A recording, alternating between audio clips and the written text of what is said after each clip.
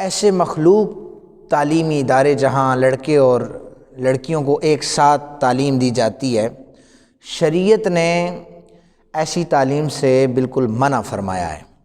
کئی بار ایسی نوبت بھی آ جاتی ہے جہاں پر ٹیچر یا طالبہ اکیلے ہی کمرے میں موجود ہوتے ہیں، اور یہ ایک اجنبی عورت کے لیے یا اجنبی مرد کے لیے یہ بالکل درست نہیں ہے۔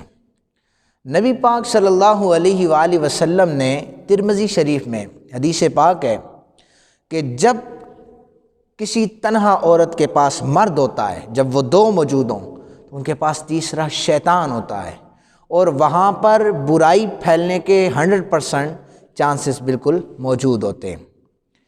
ایسے تعلیمی ادارے جہاں پر مخلوط تعلیم کے علاوہ تعلیم میسر نہ ہو، اس جگہ پر اگر مخلوط تعلیم دی جاتی ہے، یعنی کو ایجوکیشن جسے بولتے ہیں آج کے اس دور میں، تو اس صورت میں کچھ احتیاطیں ہیں، وہ میں آپ کے سامنے پیش کرتا ہوں۔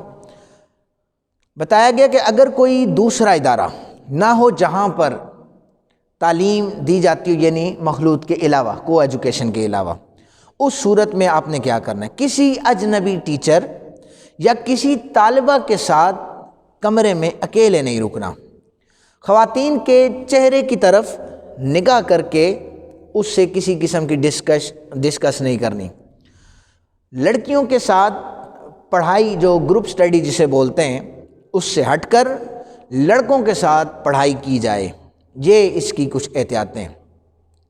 ابتدا میں امریکہ سے اس کو ایجوکیشن کی مخلوط تعلیم جو آج کل اس دور میں موجود ہے، اس کی ابتدائی 1772 میں، انگلستان میں 1870 عیسوی میں اس کی ابتدا کی گئی، پھر 1902 میں باقاعدہ طور پر قانوناً اس کو نافذ کیا گیا۔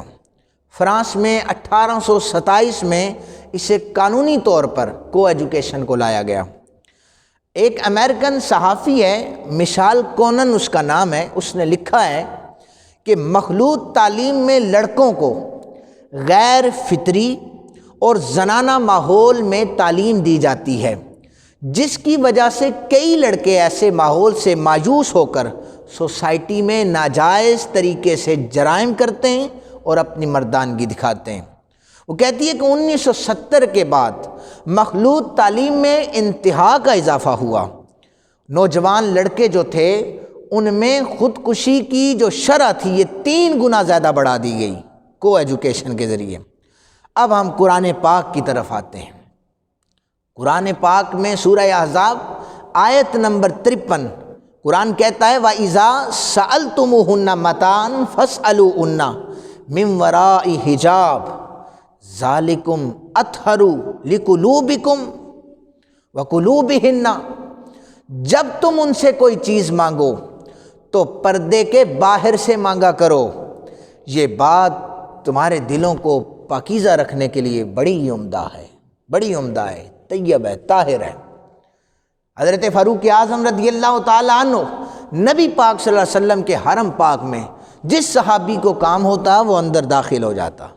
فاروق اعظم نے عرض کی آقا دروازے پہ دستک ہونی چاہیے، آپ کے حرم میں داخل ہونے سے پہلے اجازت دینی چاہیے، مانگنی چاہیے۔ بس فاروق اعظم کی زبان پر یہ جاری ہوا، اللہ رب ذوالجلال نے اسے قرآن کی آیت بنا دیا کہ اب چیز مانگو گے تو پردوں میں رہ کر مانگو گے، اب تمہیں دستک دینی پڑے گی، یہ تمہارے دلوں کو پاک رکھنے کے لیے بہت بہتر ہے۔ سنن نبی داؤد کی حدیث پاک، نبی پاک صلی اللہ علیہ وسلم کے صحابی آپ فرماتے ہیں کہ جب میں نے سنا رستے میں چلتے ہوئے عورت اور مرد کا اختلاط ہو گیا، رستے میں چلنے کی بات کر رہا ہوں، یہ ایک کمرے میں بیٹھ کر تعلیم حاصل کرنے سے بھی زیادہ دور بات تھی، بعید تھی، رستے میں چلتے ہوئے تو اختلاط ہو جاتا ہے، رستہ تنگ ہو، بازار ہو، مارکیٹ ہو، عورت اور مرد کا اختلاط ہو جاتا ہے۔ نبی پاک صلی اللہ علیہ وسلم نے فرمایا ایسی عورتیں کہ جب دیکھیں کہ مردوں اور عورتوں کا اختلاط ہونے لگا ہے، عورتیں سائڈ سے چلیں، کنارے پر ہو جائیں، عورت کو درمیان میں چلنے سے منع کیا گیا۔ صحابہ کہتے ہیں پھر ہم نے خود دیکھا عورتیں دیواروں کے ساتھ لگ لگ کر چلا کرتی تھیں، اور ان کے کپڑے جو تھے یہ دیواروں کے ساتھ لگا کرتے تھے۔ اختلاط کے باعث ہونے والے فتنوں کو مد نظر رکھتے ہوئے کملی والے آقا کریم صلی اللہ علیہ وآلہ وسلم نے پھر اسلامی نظام میں 1400 سال پہلے صفہ کے چبوترے پر بیٹھنے والوں کو تربیتیں فرمائی، اور یہ مسئلہ ارشاد فرمایا کہ جب تم صفوں کو بناؤ، عورتوں کی صفوں کو بھی علیحدہ رکھو، مردوں کی صفوں کو بھی علیحدہ رکھو۔ حضور نے فرمایا مردوں میں سب سے بہتر صف پہلی صف ہے اور سب سے بری آخری ہے۔ فرمایا کہ عورتوں کی سب سے پہلی صف بری صف ہے اور سب سے آخری اچھی صف ہے۔ یہ اس لیے فرمایا کہ جو عورتوں کی پہلی صف اور مردوں کی آخری صف اختلاط ممکن ہو سکتا ہے، اس سے برا گردانا۔ یہ صحیح مسلم شریف کی حدیث پاک ہے۔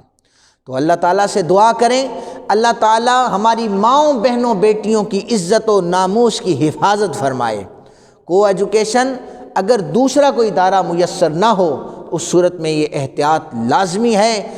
اگر شریعت محمد مصطفیٰ کریم صلی اللہ علیہ وسلم پر ہم نے عمل کرنا ہے، ہم آخرت میں فلاح پا جائیں گے۔